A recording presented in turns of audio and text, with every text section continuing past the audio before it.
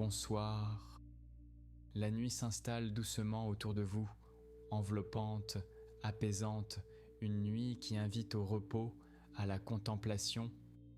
Laissez votre corps s'abandonner, sentez vos muscles se relâcher, un à un, votre respiration qui devient plus profonde, plus lente, votre esprit qui commence à flotter, libéré des tensions du jour. Ce soir, nous allons explorer ensemble l'une des énigmes les plus profondes de l'existence, un mystère qui habite chaque instant de notre vie sans que nous y pensions vraiment, le temps.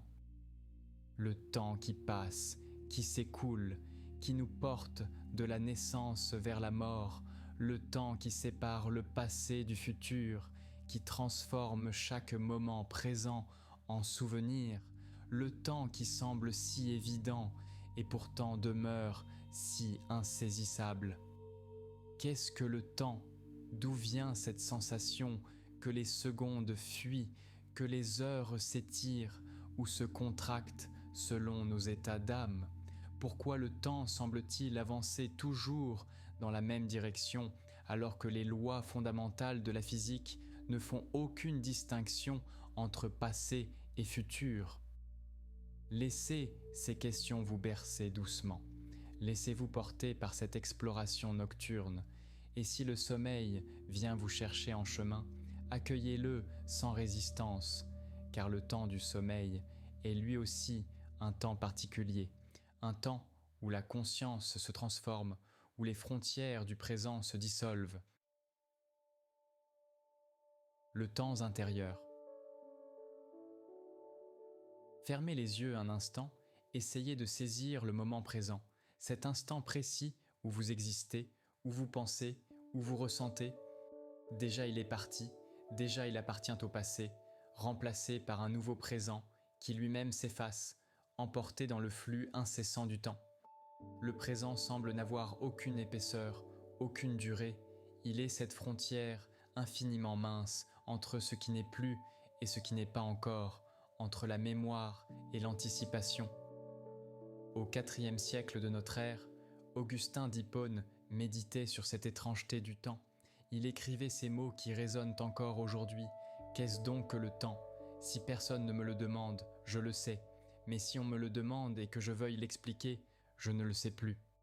Augustin comprenait que le temps est à la fois l'expérience la plus familière et le concept le plus insaisissable.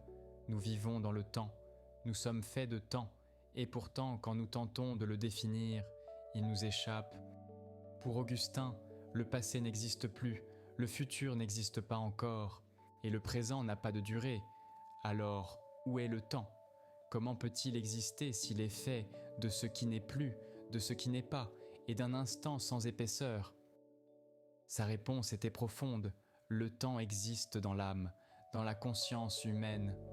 Le présent du passé, c'est la mémoire, cette capacité étrange que nous avons de faire revivre des moments disparus, de les convoquer dans notre conscience comme s'ils étaient encore là, comme des ombres persistantes. Le présent du présent, c'est l'attention, cette présence à ce qui se passe maintenant, cette prise directe sur l'instant qui pourtant déjà fuit. Le présent du futur, c'est l'attente, l'anticipation, cette projection de notre esprit vers ce qui n'est pas encore, vers des possibles qui peut-être ne seront jamais. Ainsi, le temps ne serait pas une chose du monde extérieur, il serait une construction de notre conscience, une façon qu'a notre esprit d'organiser l'expérience, de donner un ordre aux événements, de créer du sens dans le flux du devenir. Cette intuition augustinienne allait résonner à travers les siècles, elle allait nourrir les méditations des philosophes, éclairer leurs questionnements sur la nature de l'existence humaine. Au XVIIIe siècle, Emmanuel Kant prolongeait cette réflexion d'une manière nouvelle. Pour lui, le temps n'est pas quelque chose qui existe indépendamment de nous, ce n'est pas une propriété des choses en elles-mêmes. Le temps est une forme a priori de notre sensibilité, une structure innée de notre esprit qui nous permet de percevoir les phénomènes. Sans le temps, nous ne pourrions rien percevoir, rien expérimenté. Kant remarquait quelque chose de fascinant. Nous pouvons imaginer l'absence de toute chose, nous pouvons concevoir un univers vide, mais nous ne pouvons pas imaginer l'absence de temps. Le temps précède toute expérience, il est la condition même de toute expérience possible. Cette idée change profondément notre rapport au temps. Si le temps est en nous plutôt qu'autour de nous, alors nous ne sommes pas simplement emportés passivement par son courant, nous participons à sa création. Nous sommes des êtres temporels, non pas parce que nous existons dans le temps, mais parce que nous créons le temps en existant. Henri Bergson, au tournant du XXe siècle, allait pousser encore plus loin cette intuition. Il distinguait le temps de la physique, le temps des horloges, le temps abstrait et mathématique, de ce qu'il appelait la durée, le temps vécu, le temps de la conscience. Le temps de la physique est spatialisé, il est représenté comme une ligne, une succession d'instants identiques et juxtaposés, comme des perles sur un fil, chaque instant distinct des autres, chaque moment séparé, isolé. Mais ce n'est pas ainsi que nous vivons le temps, ce n'est pas ainsi que notre conscience expérimente la durée. Pour Bergson, la durée vraie est continuité, flux, interpénétration. Chaque moment de conscience contient tous les moments précédents. Le passé ne disparaît pas, il s'accumule, il se conserve, il imprègne le présent. Pensez à une mélodie. Chaque note prise isolément n'est qu'un son, mais la mélodie naît de la façon dont ces notes se lient, se prolongent les unes dans les autres, s'enrichissent mutuellement. Quand vous entendez la troisième note, vous n'entendez pas seulement cette note, vous entendez aussi le souvenir encore vibrant des deux premières et déjà l'attente de ce qui va suivre. Toutes les notes se fondent en une unité, en un flux mélodique qui est plus que leur simple addition. Ainsi est la conscience, ainsi est la durée vraie, un flux continu où passé et présent se mêlent, où chaque instant est gros de tous les instants précédents, où le mois d'aujourd'hui contient tous les mois d'hier. Cette durée bergsonienne échappe à la mesure, on ne peut la découper sans la détruire, on ne peut la quantifier sans la trahir, car dès qu'on tente de la mesurer, on la spatialise, on la transforme en cette ligne abstraite qui n'est plus le temps vécu. Et pourtant, nous mesurons le temps constamment, nous le découpons en heures, en minutes, en secondes, nous le synchronisons, nous le planifions, nous courons après lui. Peut-être vivons-nous entre deux temps, le temps vécu de notre conscience profonde et le temps social, mesuré, objectivé, le temps des horloges qui règlent nos rendez-vous, nos obligations, nos rythmes collectifs. La science moderne des neurosciences confirme d'une certaine façon ces intuitions philosophiques. Elle découvre que notre cerveau construit activement notre expérience du temps. Il n'existe pas dans notre cerveau une horloge centrale, un mécanisme unique qui battrait la mesure et créerait notre sens du temps. Le temps neuronal émerge de réseaux distribués, de l'activité coordonnée de multiples régions cérébrales. Certaines structures cérébrales, comme le cortex pariétal, participent à l'estimation des durées. D'autres, comme l'hippocampe, organisent de nos souvenirs dans une séquence temporelle. D'autres encore, liés au système dopaminergique, modulent notre perception de la vitesse d'écoulement du temps. Et cette perception est extraordinairement malléable, elle varie selon nos états internes, selon nos émotions, selon notre attention.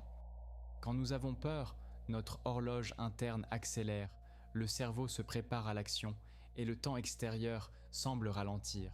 Les secondes s'étirent, l'instant du danger paraît durer une éternité. Quand nous sommes absorbés dans une tâche captivante, le temps file, les heures passent comme des minutes, nous perdons conscience de sa fuite, nous sommes emportés dans un présent élargi où le temps semble suspendu. Quand nous nous ennuyons, chaque minute devient pesante, le temps se fige, s'épaissit, devient presque palpable dans son immobilité apparente. Ces variations ne sont pas des illusions, elles sont la preuve que le temps psychologique est distinct du temps physique, qu'il existe un temps de la conscience qui ne coïncide pas exactement avec le temps des horloges.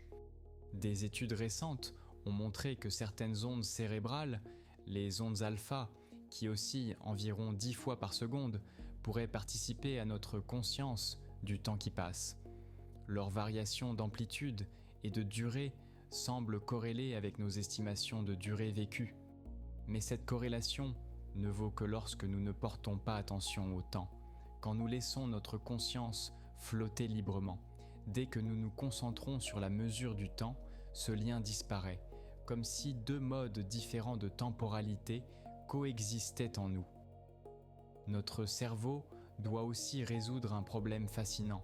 Le temps de la perception n'est pas instantané. Quand vous voyez un objet, l'information visuelle met environ 50 millisecondes à atteindre votre cortex visuel, puis encore 50 millisecondes pour être traitée et distribuée. Cela signifie que ce que vous percevez comme le présent est en réalité une image du passé, un passé récent certes, mais néanmoins du passé, comme les étoiles dont la lumière nous parvient après des années de voyage. Notre perception nous montre un monde qui n'est déjà plus. Pour agir efficacement, le cerveau doit anticiper, il doit prédire où sera l'objet quand notre action l'atteindra. Il doit compenser les délais de transmission et de traitement.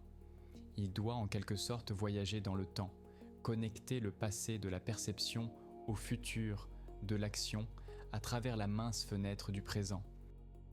Ainsi, notre conscience du temps est une construction sophistiquée, une synthèse que le cerveau élabore à chaque instant, mêlant mémoire et anticipation, perception retardée et prédiction, créant l'illusion d'un présent continu à partir de fragments temporels dispersés.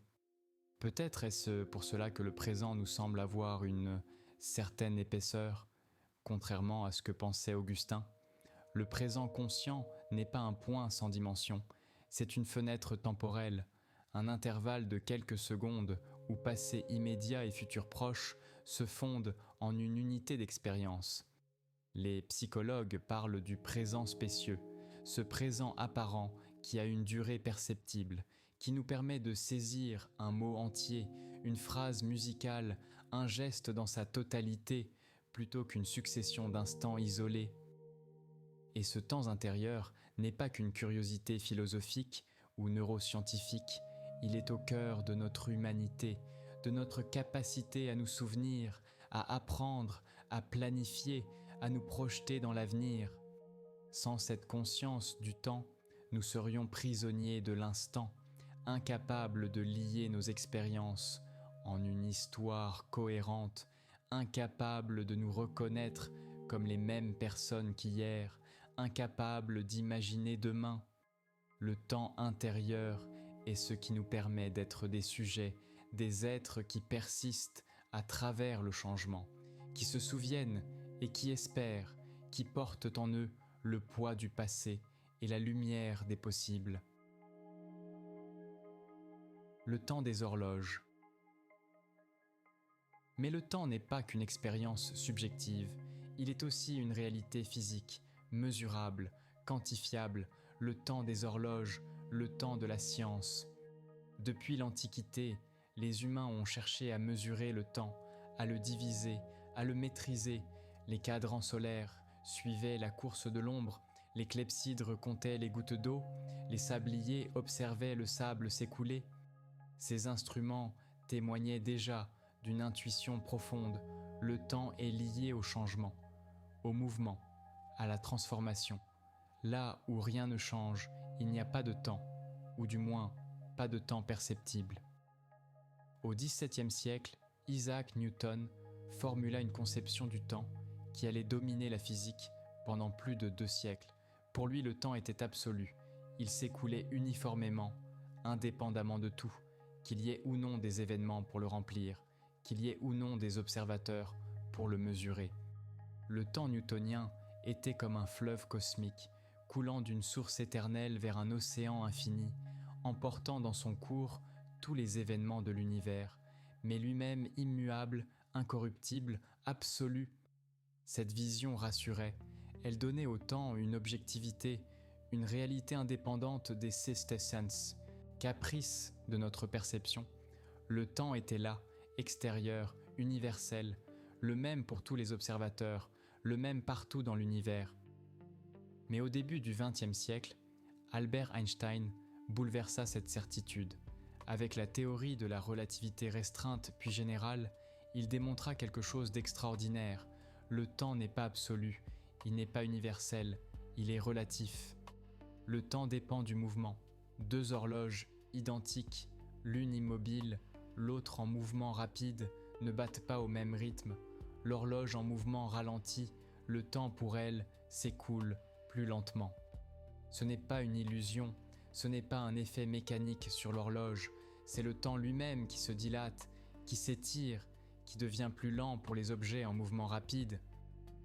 Le temps dépend aussi de la gravité, près d'une masse importante. Le temps ralentit. Au fond d'un puits gravitationnel, les secondes s'écoulent plus lentement que loin de toute masse. Cette différence est infime à la surface de la Terre, mais elle est mesurable et elle est cruciale. Les satellites GPS qui orbitent au-dessus de nos têtes doivent tenir compte de cette différence temporelle, sinon leur calcul de position serait au fossé de plusieurs kilomètres. À haute altitude, où la gravité terrestre est plus faible, le temps passe légèrement plus vite qu'au niveau de la mer. Les horloges atomiques embarquées sur ces satellites gagnent environ 38 microsecondes par jour par rapport aux horloges au sol. Plus troublant encore, Einstein démontra que l'espace et le temps ne sont pas des entités séparées, ils forment un tout, l'espace-temps, une structure à 4 dimensions où les 3 dimensions spatiales et la dimension temporelle sont intimement liées. La matière et l'énergie courbent cet espace-temps, créent des déformations, des vallées, des puits dans le tissu de la réalité. Et ces courbures affectent à la fois l'espace et le temps. Modifier l'un, c'est modifier l'autre. Un trou noir, ces objets si denses que même la lumière ne peut s'en échapper, crée une déformation extrême de l'espace-temps. À proximité de son horizon des événements, le temps ralentit tellement qu'il semble presque s'arrêter vu de l'extérieur. Pour Einstein lui-même, ces découvertes avaient une implication philosophique profonde. Si le temps est relatif, si chaque observateur possède son propre temps, alors la distinction entre passé, présent et futur pourrait n'être qu'une illusion tenace, certes, mais une illusion néanmoins. Dans l'espace-temps d'Einstein, tous les événements existent, passé, présent, futur, ils sont tous là, disposés dans la structure quadridimensionnelle de l'univers. Nous avons l'impression que le temps passe, que le futur devient présent, puis passé, mais peut-être cette impression est-elle trompeuse ? Peut-être l'univers ressemble-t-il davantage à un film dont toutes les images existent simultanément sur la pellicule, et notre conscience serait comme le faisceau du projecteur, éclairant les images une par une, créant l'illusion du mouvement, l'illusion de l'écoulement. Cette vision, qu'on appelle parfois l'univers bloc, est profondément dérangeante. Elle semble nier notre expérience la plus intime, celle du passage du temps. Elle semble figer l'univers dans une éternité quadridimensionnelle où rien ne se passe vraiment, où tout est déjà là, immuable. Pourtant, la relativité ne supprime pas complètement la notion de temps, elle la transforme. Elle montre que le temps n'est pas ce que nous pensions, qu'il est plus étrange, plus flexible, plus intimement lié à l'espace que nous l'imaginions. Et même dans le cadre de la relativité, il reste une flèche du temps, une asymétrie, une direction privilégiée. Le futur ne ressemble pas au passé. Nous nous souvenons de l'un, mais pas de l'autre. Nous pouvons agir sur l'un, mais pas sur l'autre. Cette flèche du temps trouve son origine dans la thermodynamique, dans le deuxième principe qui énonce que l'entropie d'un système isolé ne peut qu'augmenter ou rester constante, jamais diminuer. L'entropie mesure le désordre, la dispersion, l'homogénéité. Un système ordonné, structuré, hétérogène, a une faible entropie. Un système désordonné, dispersé, homogène a une haute entropie. Et l'entropie augmente toujours, inexorablement, spontanément. C'est une loi fondamentale de la nature. Un glaçon dans un verre d'eau fond. La glace froide et ordonnée se transforme en eau tiède et désordonnée. L'entropie augmente. Vous ne verrez jamais spontanément l'eau tiède se séparer en glace et eau chaude. Ce serait une diminution d'entropie. Ce serait violer le deuxième principe. Cette augmentation irréversible de l'entropie définit une direction du temps. Le futur est la direction dans laquelle l'entropie augmente. Le passé est la direction d'où elle vient, la flèche thermodynamique du temps. Mais voici le paradoxe. Les lois fondamentales de la physique, les équations qui décrivent le mouvement des particules, sont symétriques dans le temps. Elles fonctionnent aussi bien en avant qu'en arrière. Elles ne font aucune distinction entre futur et passé. Si vous filmez des particules en collision et que vous passez le film à l'envers, vous ne verrez rien d'impossible. Les lois de la physique microscopique sont indifférentes à la direction du temps. Alors d'où vient l'irréversibilité ? Pourquoi à grande échelle, dans notre monde macroscopique, le temps a-t-il une direction ? Pourquoi les œufs se cassent mais ne se reconstituent pas ? Pourquoi nous vieillissons mais ne rajeunissons pas ? Pourquoi les étoiles s'éteignent mais ne se rallument pas ? La réponse semble résider dans les probabilités, dans les statistiques. Un système désordonné est bien plus probable qu'un système ordonné. Il existe beaucoup plus de façons d'être désordonné que d'être ordonné. Les particules d'un gaz dans une pièce pourraient théoriquement se rassembler toutes dans un coin, mais c'est extraordinairement improbable. Il y a tellement plus de façons pour elles de se disperser uniformément, alors naturellement, statistiquement, elles se dispersent et l'entropie augmente. Ainsi, la flèche du temps émergerait de la statistique, de la probabilité écrasante que les systèmes évoluent vers des états plus probables, c'est-à-dire plus désordonnés. Mais cette explication soulève une question profonde. Pourquoi l'univers a-t-il commencé dans un état de si faible entropie ? Pourquoi l'univers primordial était-il si ordonné, si structuré, si improbable ? Si l'univers avait commencé dans un état de haute entropie, proche de l'équilibre thermique, il n'y aurait pas eu de flèche du temps, pas d'évolution, pas de structure, pas de vie, pas de conscience pour observer le temps.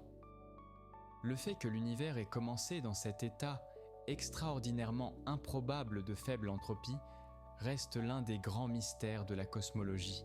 Certains l'appellent l'hypothèse du passé, l'idée qu'il faut simplement accepter comme condition initiale que l'univers était ordonné au départ.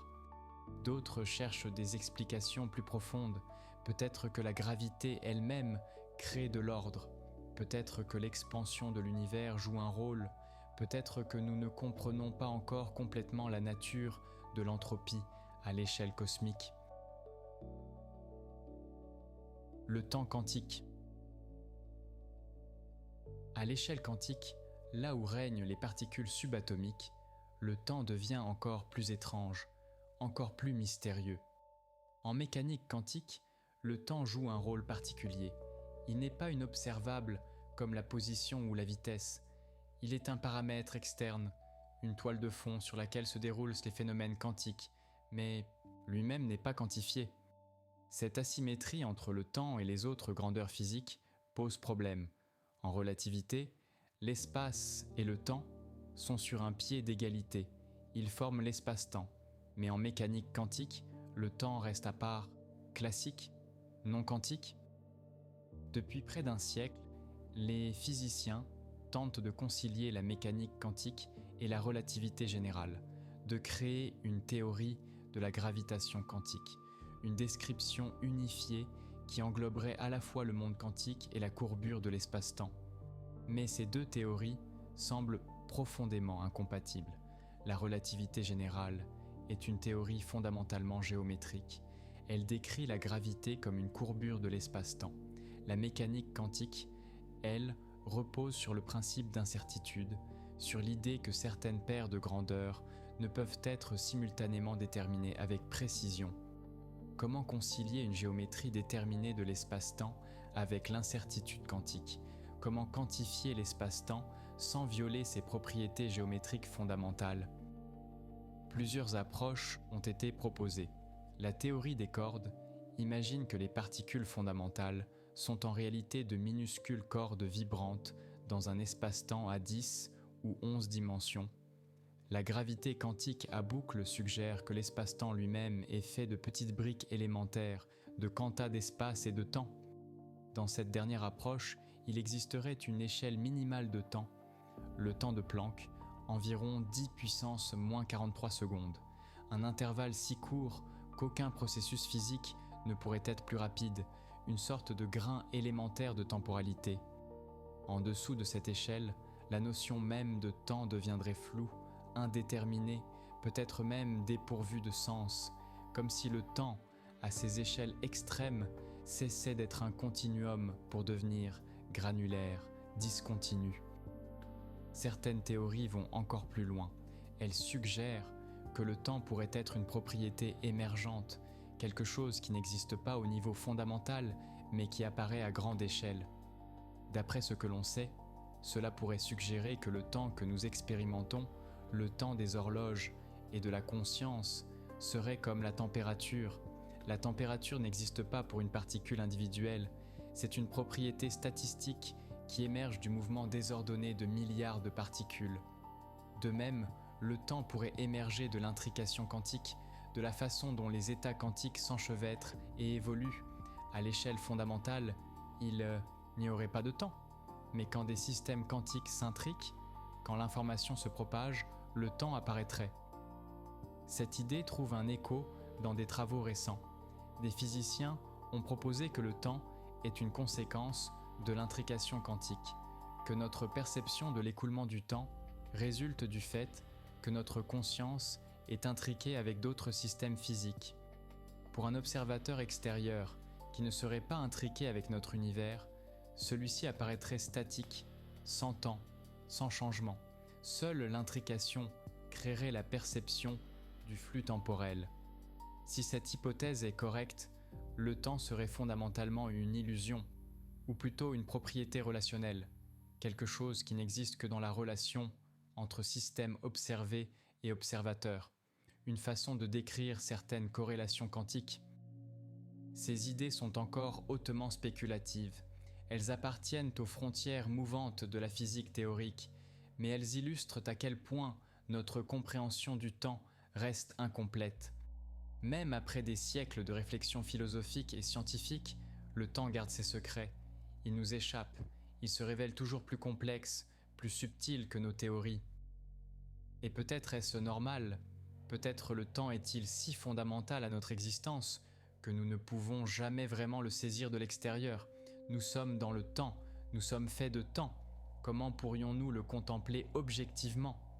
C'est comme demander à un poisson de comprendre l'eau. Le poisson nage dans l'eau, vit dans l'eau, est entouré d'eau à chaque instant, mais précisément parce qu'elle est si omniprésente, si fondamentale à son existence, il ne peut la percevoir comme quelque chose de distinct. Nous sommes les poissons du temps, nageant dans son courant, incapables de nous en extraire, incapables de le voir vraiment pour ce qu'il est. Les paradoxes temporels. Le temps engendre des paradoxes, des situations qui défient notre logique, qui semblent impossibles et pourtant découlent naturellement de nos théories. Le plus célèbre est sans doute le paradoxe des jumeaux. Imaginons deux jumeaux. L'un reste sur Terre, l'autre part en voyage spatial, à une vitesse proche de celle de la lumière. Selon la relativité restreinte, le temps passe plus lentement pour le jumeau en mouvement. Quand il revient sur Terre après ce qui lui a semblé être quelques années, il découvre que des décennies se sont écoulées. Son frère a vieilli bien, plus que lui. Ce n'est pas de la science-fiction, c'est une prédiction solide de la relativité. Et elle a été vérifiée. Des horloges atomiques embarquées dans des avions tournant autour de la Terre montrent effectivement un décalage par rapport aux horloges restées au sol. Un autre paradoxe surgit quand on imagine voyager dans le passé. Si vous pouviez retourner dans le temps et empêcher vos parents de se rencontrer, vous n'auriez jamais existé. Mais alors, qui serait retourné dans le temps pour les empêcher de se rencontrer? Ce paradoxe du grand-père, comme on l'appelle, suggère que le voyage dans le passé devrait être impossible, ou du moins qu'il existe des contraintes sur ce qu'un voyageur temporel peut faire, des règles qui préservent la cohérence causale. Certains physiciens suggèrent que l'univers s'arrange toujours pour éviter les paradoxes, que les événements conspirent pour empêcher toute violation de la causalité. D'autres proposent que les voyages dans le passé créent des branches alternatives de la réalité, des univers parallèles où les conséquences du voyage se déploient sans contradiction. La relativité générale autorise théoriquement certaines configurations de l'espace-temps qui permettraient le voyage dans le temps. Les courbes temporelles fermées, comme on les appelle, des boucles dans le tissu de l'espace-temps qui reviennent sur elles-mêmes. Les trous noirs en rotation, certaines solutions mathématiques des équations d'Einstein suggèrent l'existence de telles courbes, mais elles nécessiteraient des conditions extrêmes et probablement inaccessibles en pratique. De plus, la mécanique quantique pourrait interdire ces voyages temporels, même s'ils sont permis par la relativité. Les fluctuations quantiques deviendraient infinies près d'une courbe temporelle fermée, détruisant la structure même de l'espace-temps. Un paradoxe plus subtil concerne la mesure du temps elle-même. Pour mesurer une durée, il faut une horloge, mais toute horloge physique est elle-même un système dynamique soumis aux lois de la physique. Son fonctionnement dépend du temps qu'elle est censée mesurer. C'est une forme de circularité. Nous définissons le temps par le mouvement des horloges, mais le mouvement présuppose le temps. Nous tournons en rond. Les philosophes médiévaux connaissaient déjà ce problème. Ils se demandaient comment Dieu avait pu créer le temps, car créer implique un avant et un après. Mais s'il n'y avait pas encore de temps, il n'y avait ni avant ni après. La création du temps elle-même semble paradoxale. Plus troublant encore, si l'univers avait une origine dans le Big Bang, si le temps lui-même a commencé il y a environ 13 800 millions d'années, que signifie dire que le temps a commencé? Il n'y avait pas de temps avant le Big Bang, puisque le temps est né avec le Big Bang. Mais alors comment parler d'un avant? Comment concevoir l'émergence du temps à partir de rien ou de quelque chose d'intemporel? Ces questions touchent aux limites du langage, aux limites de la pensée. Peut-être que nos concepts temporels, forgés dans notre expérience quotidienne, deviennent inadéquats face à ces situations extrêmes. Le temps est peut-être la réalité la plus familière et la plus étrangère. Nous le vivons à chaque instant, et pourtant nous ne savons pas vraiment ce qu'il est. Est-il une dimension de l'univers, une structure objective indépendante de nous, ou est-il une construction de notre conscience, une façon qu'a notre esprit d'organiser l'expérience? Est-il fondamental, présent au niveau le plus profond de la réalité, ou est-il émergent, apparaissant seulement à grande échelle comme propriété statistique de systèmes complexes? A-t-il vraiment une direction, un sens unique du passé vers le futur, ou cette flèche du temps est-elle une illusion, une conséquence de l'état initial particulier de notre univers? Toutes ces questions restent ouvertes. Le temps demeure un mystère, une ombre qui s'étend sur notre compréhension de la réalité, et peut-être ne sera-t-il jamais complètement élucidé.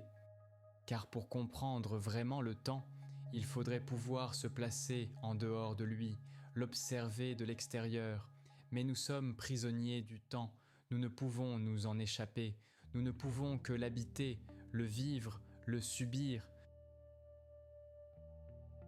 Le temps est la conscience. Si le temps physique reste énigmatique, le temps de la conscience l'est encore davantage. Comment notre cerveau crée-t-il cette expérience du temps qui passe, ce flux continu qui semble si réel?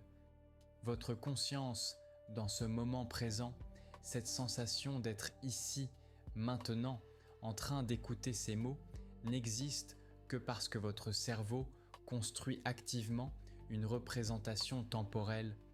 Mais cette construction n'est pas passive, elle n'est pas un simple enregistrement du temps extérieur, c'est une création, une interprétation, une synthèse que le cerveau élabore à partir de multiples sources d'informations. Des études fascinantes montrent que notre cerveau anticipe constamment. Il prédit ce qui va se passer dans les fractions de secondes suivantes, et c'est cette prédiction que nous percevons comme le présent. Quand vous attrapez une balle, votre cerveau ne réagit pas à sa position actuelle. Il calcule où elle sera quand votre main l'atteindra. Il prédit sa trajectoire, et votre geste s'ajuste en fonction de cette prédiction. Le présent conscient est donc toujours légèrement en avance sur le présent sensoriel. Nous vivons dans un futur prédit plutôt que dans un présent réel. Notre conscience anticipe le monde pour compenser les délais de traitement neuronal. Cette capacité prédictive est cruciale pour notre survie, mais elle crée aussi des illusions temporelles étranges, des situations où notre perception du temps est déformée, où la séquence des événements semble inversée. Dans l'illusion du flash lag, un objet en mouvement et un flash lumineux stationnaire sont présentés simultanément. Mais l'objet en mouvement est perçu en avance sur le flash, comme s'il avait déjà dépassé sa position réelle au moment du flash. Cela s'expliquerait par le fait que le cerveau extrapole la position future de l'objet en mouvement. Il le voit là où il devrait être, tandis que le flash, imprévisible, est perçu avec son délai de traitement normal. D'autres illusions révèlent que le cerveau reconstruit activement l'ordre temporel des événements. Il ne se contente pas de les enregistrer passivement dans leur séquence réelle. Si deux stimuli sensoriels arrivent avec un décalage très court, disons 50 millisecondes, le cerveau peut inverser leur ordre perçu selon le contexte, selon nos attentes, selon la logique causale de la situation. Nous percevons l'ordre qui fait le plus de sens. Même si ce n'est pas l'ordre réel, le cerveau privilégie la cohérence causale sur la fidélité temporelle brute. Ces découvertes suggèrent quelque chose de profond. Notre expérience consciente du temps n'est pas un reflet fidèle du temps physique. C'est une interprétation, une narration que le cerveau construit pour donner du sens au flux d'informations sensorielles. Le passé que nous nous remémorons n'est pas non plus une simple lecture d'un enregistrement. Chaque fois que nous nous souvenons, nous reconstituons le souvenir, nous le modifions légèrement, nous l'enrichissons de détails qui n'étaient peut-être pas là, nous l'interprétons à la lumière du présent. La mémoire est créatrice, elle ne préserve pas le passé intact, elle le transforme, elle le réinvente, et chaque souvenir rappelé devient un nouveau souvenir, légèrement différent du précédent. Ainsi, le temps de la conscience est malléable, plastique, il se contracte et se dilate selon nos états internes, il se réorganise selon la logique narrative que nous lui imposons, il se reconstruit à chaque instant en fonction de nos besoins actuels. Quand nous dormons, le temps devient encore plus étrange, les rêves semblent se dérouler dans leur propre temporalité. Un rêve peut paraître durer des heures alors qu'il n'occupe que quelques minutes de sommeil paradoxal. Dans les rêves, la séquence temporelle devient fluide, le passé et le futur se mêlent, les scènes se succèdent sans transition logique. Nous pouvons nous retrouver dans notre enfance, puis instantanément dans le présent. Nous vivons une temporalité non linéaire, fragmentée, libérée des contraintes du temps physique. Certaines pathologies neurologiques révèlent l'importance des mécanismes cérébraux qui sous-tendent notre sens du temps. Des patients ayant subi des lésions cérébrales spécifiques peuvent perdre leur capacité à percevoir les durées. Ils ne peuvent plus estimer si une minute ou une heure s'est écoulée. D'autres patients, atteints de la maladie de Parkinson, expérimentent un ralentissement de leur horloge interne. Le monde extérieur leur semble accéléré. Les événements se précipitent tandis que leur temps intérieur s'étire. À l'inverse, les patients schizophrènes montrent parfois une accélération de leur horloge interne. Leur temps subjectif file plus vite que le temps objectif, créant une désynchronisation entre leur expérience interne et le monde extérieur. Ces variations pathologiques nous montrent que notre sens normal du temps, ce sentiment stable et continu du passage des heures, dépend d'un équilibre délicat de systèmes neuronaux, équilibre qui peut être perturbé, révélant la nature construite de notre temporalité consciente. Le système dopaminergique joue un rôle particulièrement important.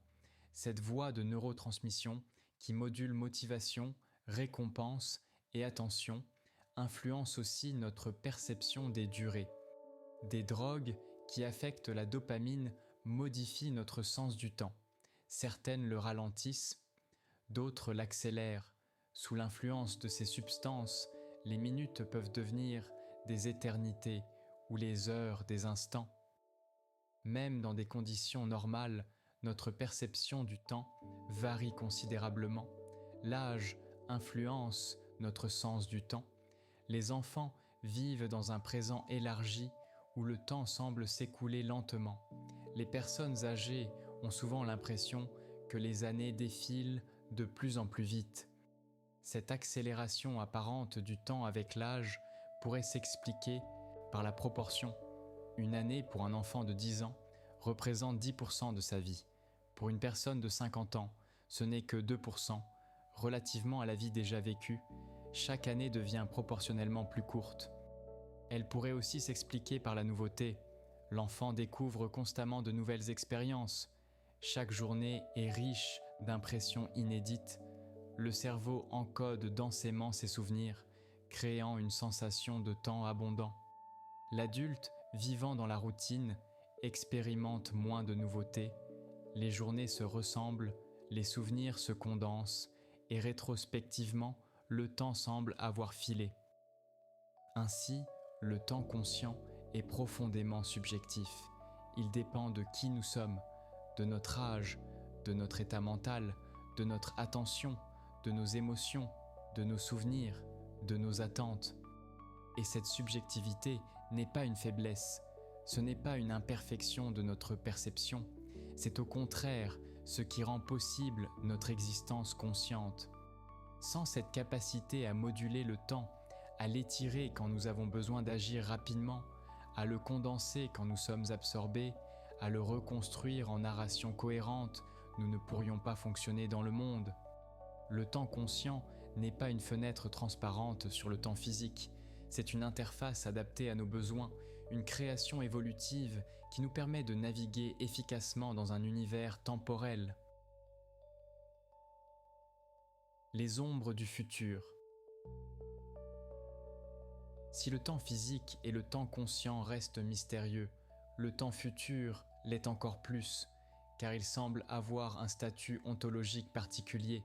Il n'est pas encore, et pourtant nous vivons constamment orientés vers lui.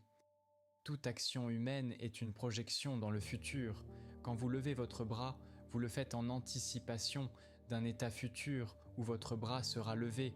Quand vous prononcez une phrase, vous avez déjà en tête les mots qui viennent après. Vous sculptez le futur à chaque instant. Cette orientation temporelle vers l'avant est peut-être ce qui définit le plus profondément la conscience. Être conscient, c'est toujours déjà être projeté au-delà du présent. C'est anticiper, prédire, imaginer, espérer, craindre. Les animaux possèdent aussi une forme d'anticipation. Un écureuil qui cache des noix pour l'hiver se projette dans un futur proche. Un oiseau migrateur qui part vers le sud anticipe le changement de saison. Mais l'anticipation humaine va bien plus loin. Nous pouvons nous projeter dans un futur lointain, imaginer des scénarios complexes, planifier sur des années, des décennies. Nous vivons en partie dans un futur que nous créons mentalement. Cette capacité est à la fois une bénédiction et une malédiction. Elle nous permet de prévoir, de nous préparer, de construire, mais elle nous condamne aussi à l'angoisse, car nous savons que le futur contient inévitablement notre propre disparition. La conscience de la mort, la certitude que le temps nous est compté, que chaque instant qui passe nous rapproche de la fin, cette conscience est peut-être uniquement humaine, et elle colore toute notre expérience du temps. Nous mesurons notre vie en temps restant autant qu'en temps vécu. Nous comptons les années, nous célébrons les anniversaires qui marquent notre avancée vers l'inévitable. Cette finitude temporelle donne du poids à nos choix. Si nous avions l'éternité devant nous, chaque décision serait réversible. Nous pourrions essayer toutes les possibilités, mais le temps limité nous force à choisir, à renoncer, à accepter que certaines portes se fermeront à jamais. Le futur contient aussi une part d'indétermination. Nous ne savons pas exactement ce qui va se passer, nous pouvons prédire certaines choses avec confiance. Le soleil se lèvera demain, mais d'autres restent incertaines, ouvertes. Cette ouverture du futur est liée à notre sentiment de liberté. Nous avons l'impression de pouvoir choisir, de pouvoir agir pour modifier le cours des événements. Si le futur était totalement déterminé, inscrit d'avance dans la structure de l'univers, serions-nous vraiment libres? La physique classique, celle de Newton, était déterministe. Connaissant l'état présent de l'univers avec précision, on pourrait en principe calculer tous les états futurs. Le futur serait déjà contenu dans le présent, déjà écrit dans les équations du mouvement. Mais la mécanique quantique a introduit une forme d'indétermination fondamentale. À l'échelle quantique, les événements ne sont pas complètement déterminés. Il existe une part de hasard irréductible. Le futur n'est pas entièrement prédictible, même en principe.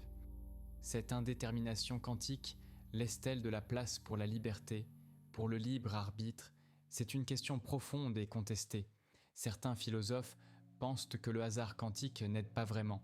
Remplacer le déterminisme par le hasard ne crée pas la liberté, juste l'imprévisibilité. D'autres suggèrent que la conscience pourrait interagir avec les processus quantiques du cerveau, exploiter l'indétermination quantique pour créer de véritables choix, mais cette hypothèse reste hautement spéculative et controversée. Peut-être que la question même de la liberté est mal posée. Peut-être n'avons-nous pas à choisir entre déterminisme total et hasard pur. Peut-être existe-t-il un espace conceptuel différent où la liberté peut s'épanouir. Quoi qu'il en soit, nous vivons comme si le futur était en partie ouvert, comme si nos choix importaient, comme si nous pouvions sculpter le temps à venir par nos actions présentes. Et cette orientation vers le futur structure toute notre existence sociale, nos projets collectifs, nos institutions, nos lois, nos promesses reposent sur l'idée que le futur peut être différent du présent, que nous pouvons le façonner. L'éducation prépare les jeunes pour un futur qu'ils ne connaissent pas encore. La politique établit des plans pour des années à venir.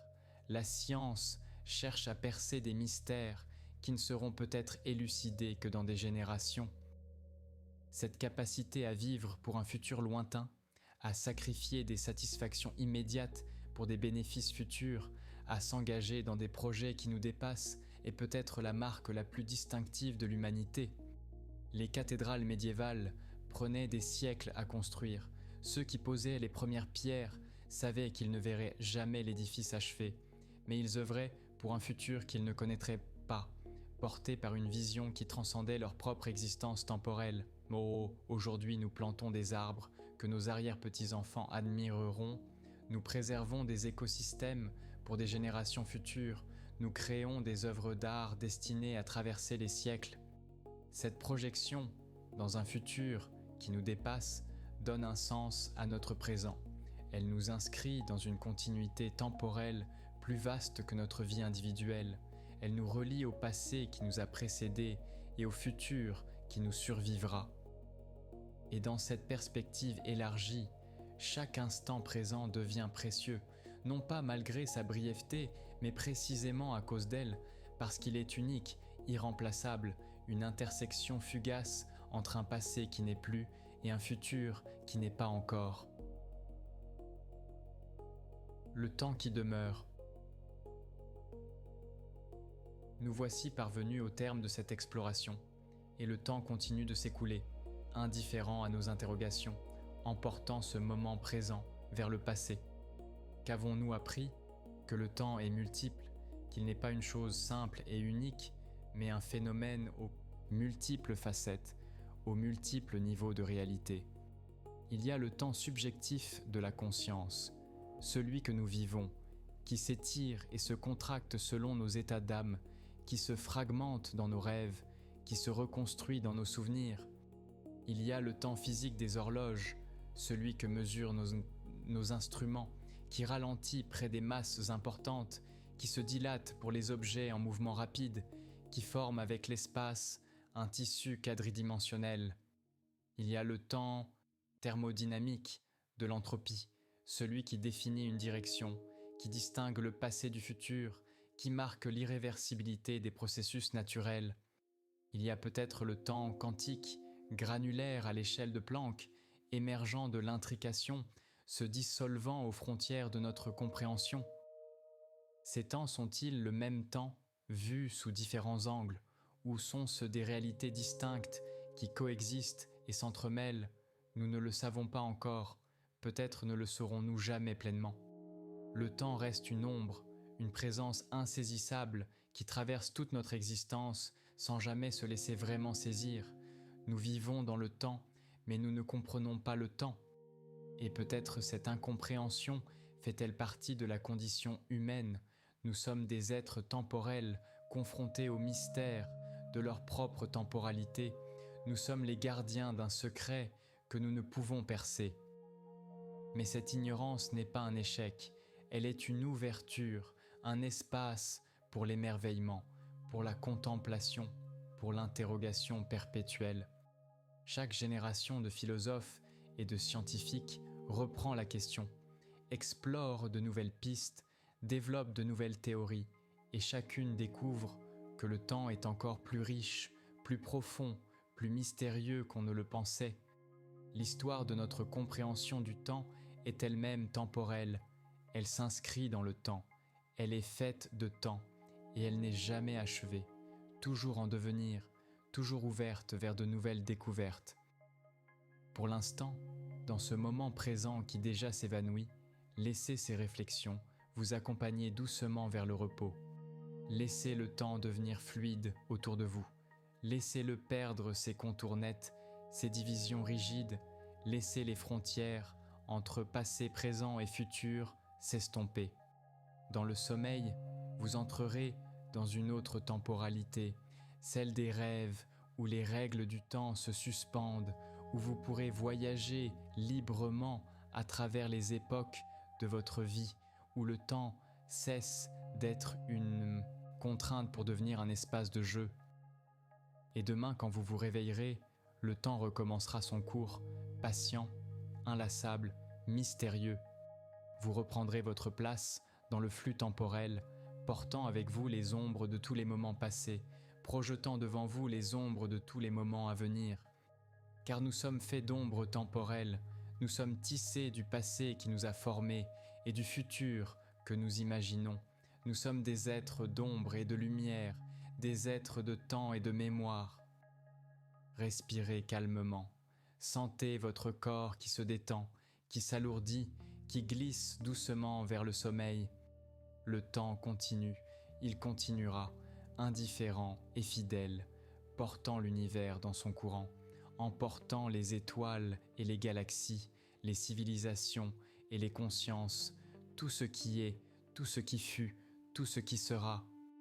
Et dans ce grand fleuve cosmique, vous êtes un instant, une étincelle de conscience, un bref éclair d'éveil dans la nuit éternelle, mais un instant qui compte, un instant qui a de la valeur, précisément parce qu'il est bref, précisément parce qu'il est unique. Dormez maintenant, laissez le temps vous bercer, laissez-vous porter par son courant, sans résister, sans retenir.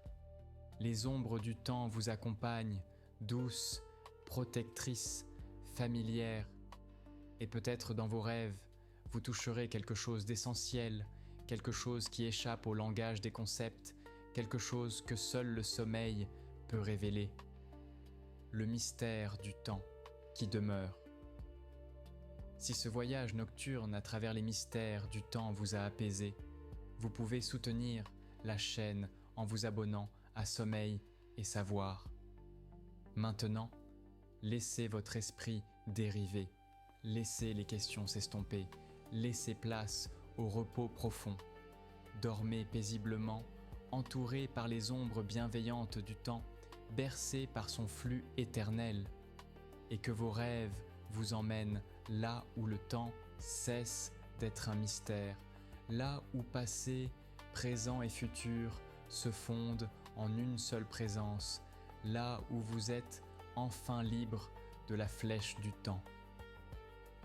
Bonne nuit.